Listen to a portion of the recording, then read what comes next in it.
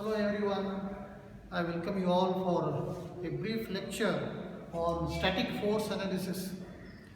This is a topic of module number 1 as per our syllabus, and it is relatively a smaller topic, though and highly reliable from the examination point of view, but it will take slightly more time.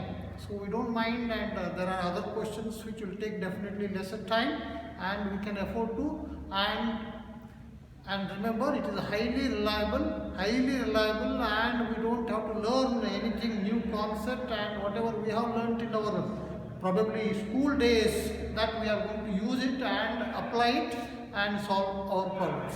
Okay, so what is the title of the topic? The title of the topic is static force analysis. Okay, I have just underlined each term.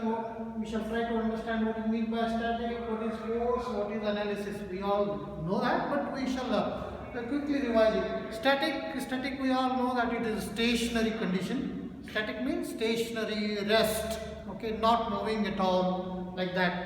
Then force we all know that it is something which tends to change the state of a body. Okay, so it is force. The term force is only a representation. Force doesn't mean so only one force. We may have a number of forces. Then we may also have what is called as a moment, couple, turning moment, twisting moment, etc. All kinds of moments, all types of forces are being represented by force. The correct term would have been load. So load means force as well as moment. Okay, but probably it may be justified, the term force, still, because we don't have anything called as a moment. I can't apply 10 kilonewton meter moment. It is not readily available, but I can apply force, and then I can apply a couple. How I can apply couple? I have to apply force one direction, another force in the other direction, and having the perpendicular distance between them, and force multiplied by the distance between them is known as couple. Okay, so you want to produce couple or you want to produce moment, you require force. So therefore probably the term force is still justified. So though I may not have force all the time, I may have force and moment both together. Okay, force is only a representative term. Then what is meant by analysis? Analysis in general I have already defined it while teaching kinematics of machines. And analysis in general, what is the meaning? So you have a system. The system is already existing. You supply the input, you provide input to the system and get the output. And probably you are expected to establish the relationship between the input and output. This is what is called as analysis. For analysis, the system is already existing. Okay, what is system in our case? System doesn't mean the computer, what I am referring here. System means, okay, it may be an equipment. Say for example, fan also can be a system. You are going to supply the different amount of current to it, and then you are going to note down what is the speed. Speed is output, and supply the current different quantity, that is the input, and establish the relationship between the current and the speed. That is what is the analysis of fan. So a similar thing here in our study, it is going to be mechanism. Okay, so probably the title can be extended: static force analysis of mechanisms.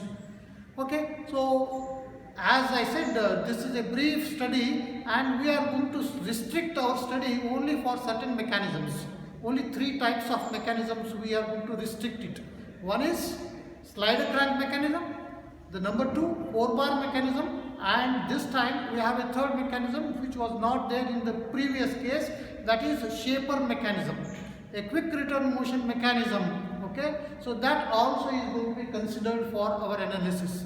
So therefore you have understood now static, stationary, force, and analysis, okay, analysis of mechanisms. Okay.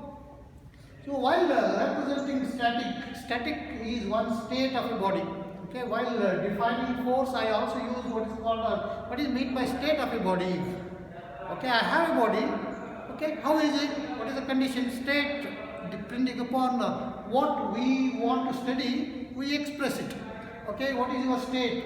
Okay, you may say that I am a student. Okay, someone who is working, I am employed here, so and so.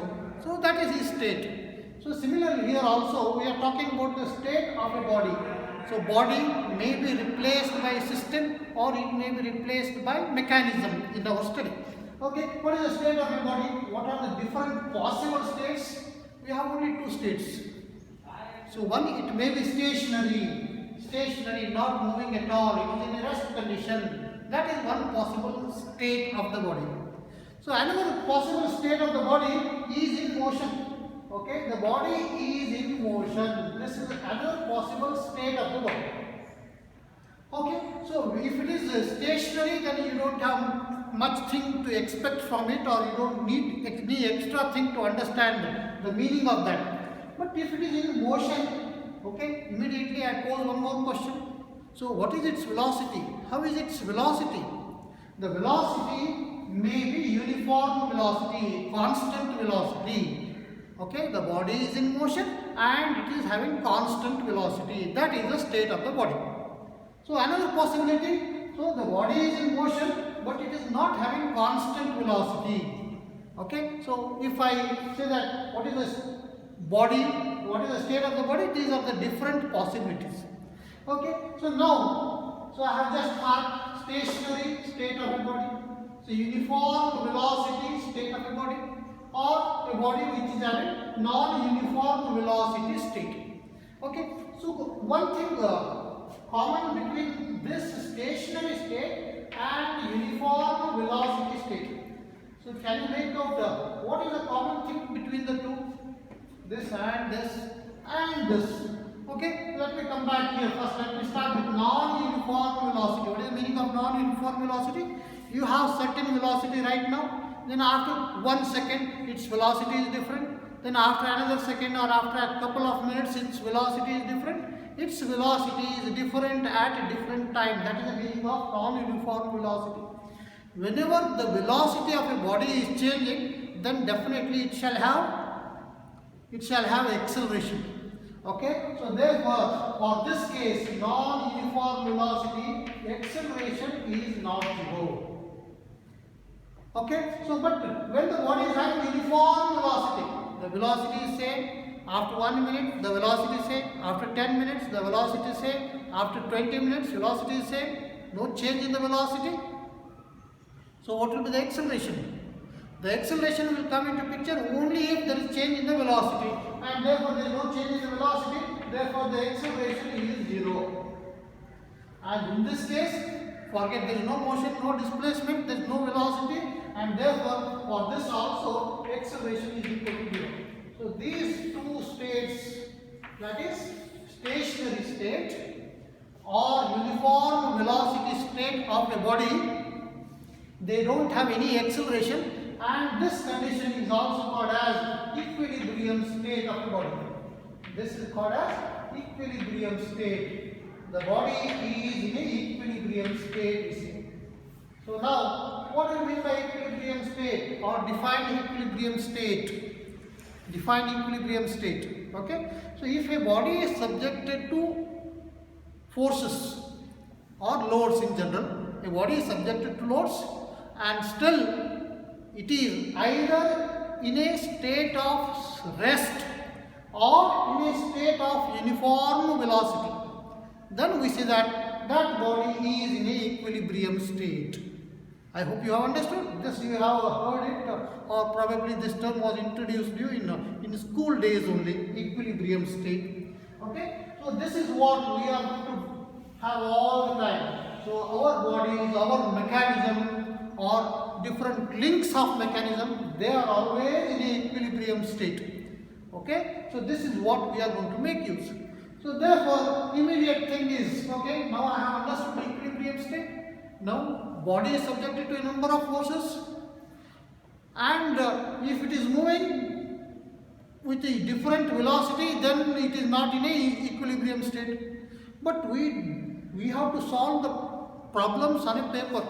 So a link, we draw a line, and you apply a number of forces, and since it is all imaginary and it is on paper and you really do not have to see that whether it is in motion or not, you have to decide whether it is in a equilibrium state or not, because that poor link which you are drawing is not going to really move, or whether it is going to remain stationary. Therefore, you have to check whether it is in a equilibrium state or not. So therefore, we need to apply what are called as equilibrium conditions. Very, very simple, which again you know it since many years.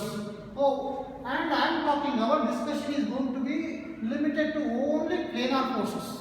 What do you mean by planar forces? The forces are restricted to one plane. Okay, we have forces which are acting in one plane, or at the most in planes, in a more than one planes. In that case, those planes are parallel to each other. I cannot have force in one plane here and not in another plane. So this way is not allowed in the discussion of what is called as planar forces. So equilibrium conditions for planar forces.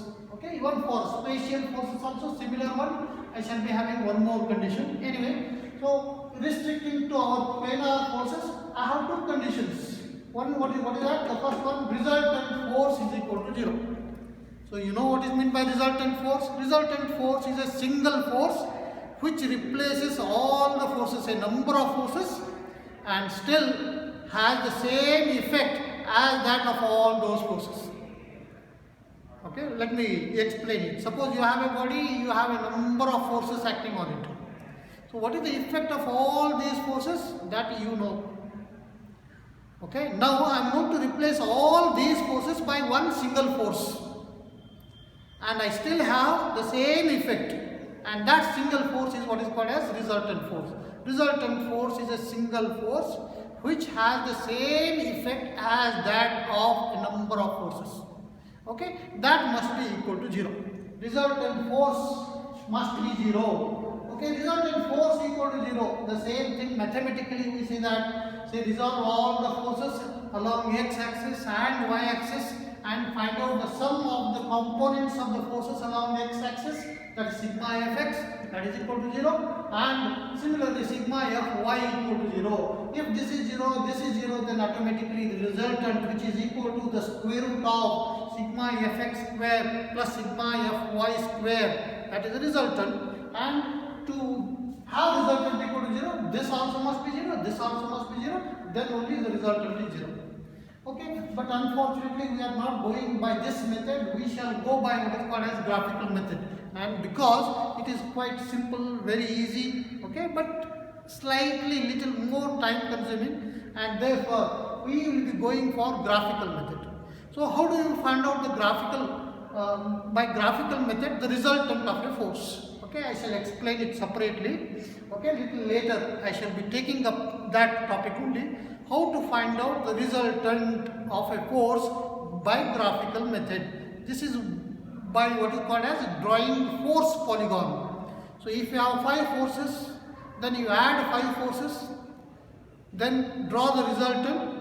I shall explain separately, though you know already. I shall revise it and then start with my discussion of static force analysis of mechanisms. Okay, so in short I can say the resultant force must be equal to 0. It is not the sufficient. This is one of the conditions. Then I have one more condition. What is that? Net means resultant, that is sum, SUM, sum. Okay, sum of the moments due to all forces. Find out the moment due to each force, whatever the number of forces you have now. So due to each force, what is the moment? You have already chosen about a point. About what point? You have chosen this. About this point, find out the moment due to all the forces and taking their signs clockwise or anti-clockwise, etc. Then you add it, and that moment I call it as net moment. Net moment due to all forces about a point must be equal to 0. The same thing I can write it as sigma. Sigma is nothing but summation. Sigma m, sum of the moments about z axis. Okay. Okay, if you have the forces components along the x-axis, along y-axis, then take the moment about z-axis. The sum of the moments due to all forces about z-axis must be equal to 0, and these two conditions are called as equilibrium conditions. Remember, all the time we are going to use only this. All the time we are going to use this only, these conditions which are called as equilibrium conditions. And probably couple of minutes, then I shall wind up today's lecture. Addition of forces. Addition of forces. This also you know already. Okay. And so I would like to add say few forces. Say let me assume that this is F1, and I know both magnitude and also direction. What is this angle, etc. Then say this is F2. And say this is a F3, and say I have one more force, say F4. These four forces F1, F2, F3, F4 I want to add. Okay, so this is what we call it as vectorial addition of forces. Please remember F1, F3, F2, F4, all these things are known. Known means the magnitude and also direction. How do I know direction? Probably I draw a horizontal line. I know this angle, this theta1 angle I know. So F3 is vertical. Similarly, I draw a line F2 and I know, I call this angle I know. And anyway, this is horizontal. So that means let me call this as theta2, theta1, F1 magnitude, theta2, F2, F3, F4, all these things are known. I want to find out what is called as the addition. The first thing, if you want to do it now, you choose a scale. So what is 1 centimeter of your drawing? 1 centimeter of drawing is so many kilonewton, assuming that all these are in kilonewton. That is the first thing you do. Then you choose a convenient starting point, which I always refer as O. Okay? So now this is your starting point. Please remember, this is the point with which I am going to start. Okay, now you can draw any one of the forces. So whenever you are adding forces, the order of selection, not necessary, the first one, second one, third one, fourth one, not necessary. You can choose in any order. You can choose first, fourth one, then third one, then first one, then second one, any order. The order of selection of drawing forces is immaterial. Depending upon in what order you choose, your shape of this diagram will be different. But remember, the final answer, what we want, that is the resultant force, that will remain same. Its magnitude, its direction, it will remain same. Okay, so keeping that in mind, say first I draw F4. Okay, I know what is the F4, so many kilonewton divided by the scale. So I wish you to.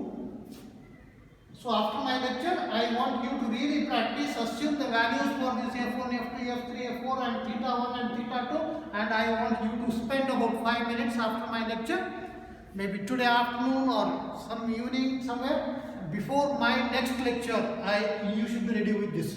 Okay, so I shall start with the F4, so many kilonewton divided by scale, that will tell you how many centimeter line you have to draw. Okay, you draw that.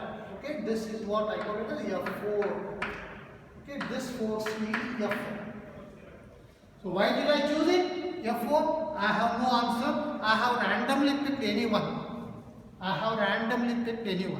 Okay, the next one I shall pick F1. Why F1? Why not F2? Yes, you can choose F2 also. I repeat, the order of selection is immaterial. Okay, I am randomly choosing F1. So now after drawing the first force, this is my starting point, and I call this is the end of the first force. First force doesn't mean F1, the first force you have chosen to draw. Okay, so this is the end point. At the end point of the first force, now you are going to draw the second force. That point is the starting point for drawing the second force. Now I want to draw F1. So where should I draw it? This is the point. So I have to draw F1, okay, F1 so many kilonewton divided by scale. That will tell you your length of the line you have to draw, where you have to draw. This is your starting point, how you have to draw. So it has to make an angle of θ1 with horizontal, and therefore draw a line parallel to that. So how much length? Magnitude divided by scale. So this I call it as F1. Okay, this is the second force I have drawn. So I have drawn this, I have drawn this. Now I can draw either F2 or F3. Doesn't matter. So let me go for F2 now. So this is the end point of the second force. This is the starting point for drawing the third force, F2. Let me draw it. So F2 magnitude divided by the scale, that will tell you how many centimeter line I have to draw, and therefore I draw that. Okay, this is what I call it as F2. This force is F2, this force is F1. Okay, then this also is over. Then the last one, F3. So F3 is quite simple. Again, F3 is so many kilonewton divided by scale. Will tell you how many centimeters line you have to draw. Okay, draw that. This is your F3. Okay, this force is F3. Okay, so O, F4, F1, F2, F3. I have represented all the forces. This is my starting point. This is the end point of all the forces. Okay, this angle is theta. This angle is θ2. This angle is θ1. Okay. Now this is the starting point. This is the end point. Join them. Starting point and end point. Okay, and put the arrow away from the starting point. This is what we call it as resultant. So this is graphically how we can find out the resultant. This concept also we are going to use. Okay, sometimes I have to add all the forces and I know that resultant is 0. Okay, if the resultant, this value has to be 0, then the end point of all the forces, last point, no, that point must end at the starting point. If the starting point and the end point, they are one and the same, then the resultant is equal to 0. I hope it's clear. Okay, so with this I want you to assume you are free to assume any values θ1, θ2, etc. And even if you increase couple of more forces, and please practice this. This is going to be very, very useful. Okay, so we'll stop now and continue again. So in our next class. Good day.